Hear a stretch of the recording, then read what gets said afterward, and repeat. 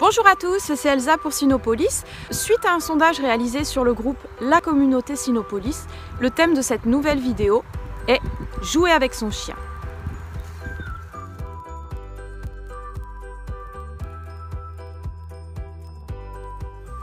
Alors jouer avec son chien, ça doit bien évidemment rester quelque chose de spontané, être un moment de plaisir partagé, mais ça ne veut pas dire pour autant qu'il faut faire n'importe quoi, sinon on court le risque d'avoir un chien qui devient complètement drogué du jeu, qui est en demande constante d'attention, qui se surexcite pendant les moments de jeu et qu'on ne peut plus arrêter. Petite dédicace aux races Border Collie et Malinois par exemple, qui présentent très vite ce type de travers. Alors il faut savoir que selon les types de races et les individus, on va retrouver des préférences pour tel ou tel type de jeu. Par exemple, les staffs, les terriers de type bulle plus généralement, ou les molosses aiment particulièrement les jeux de corps à corps, les jeux de bagarre.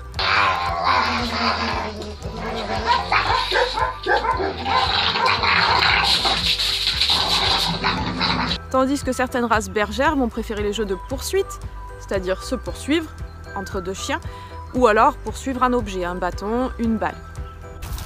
Allez, Farouk, dis le bâton. Oui.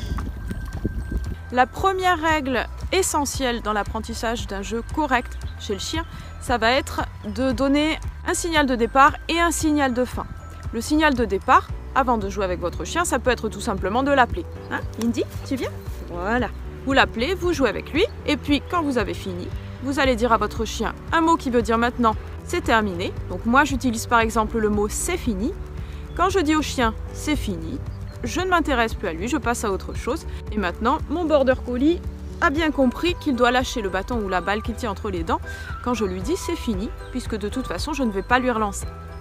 C'est fini.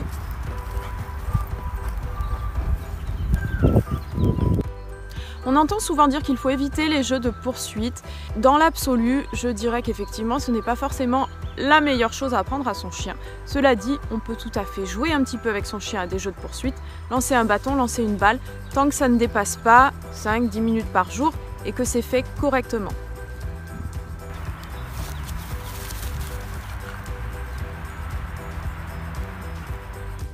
Pensez aussi que le jeu peut être un moment d'apprentissage, c'est même fortement conseillé.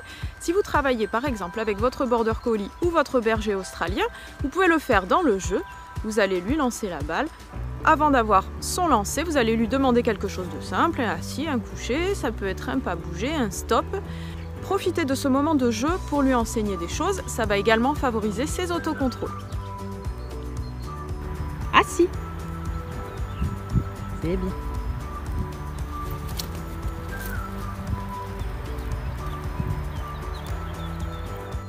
En ce qui concerne les jeux de traction, certains chiens aiment particulièrement tirer sur quelque chose. Alors mon chien Farouk par exemple, que vous voyez ici, qui est un American Staff, aime particulièrement tirer sur des objets. Donc il aime par exemple que je lui présente une manchette ou un boudin à mordre.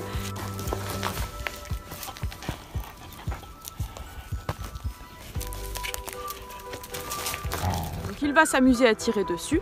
En revanche, je veux à tout prix qu'il lâche quand je lui demande.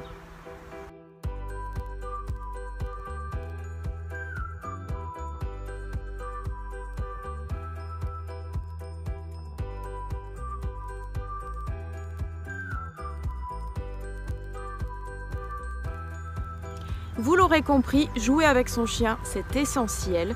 C'est même quelque chose qui renforce vraiment le lien que vous pouvez avoir avec lui. Bien évidemment, il faut vous adapter et lui proposer des jeux qu'il aime. Ça ne sert à rien de lancer une balle à votre berger allemand si ça ne l'intéresse absolument pas. Pensez aussi que le jeu peut être une récompense. Si vous rappelez votre chien que vous travaillez le rappel par exemple, amenez pourquoi pas une balle ou un bâton. Quand votre chien revient, vous lui lancez une fois ou deux, ce sera votre façon de le récompenser.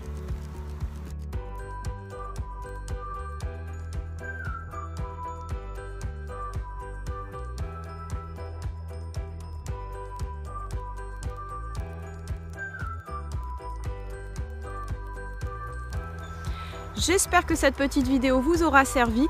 N'hésitez pas à nous proposer des sujets pour nos prochaines vidéos. À très bientôt!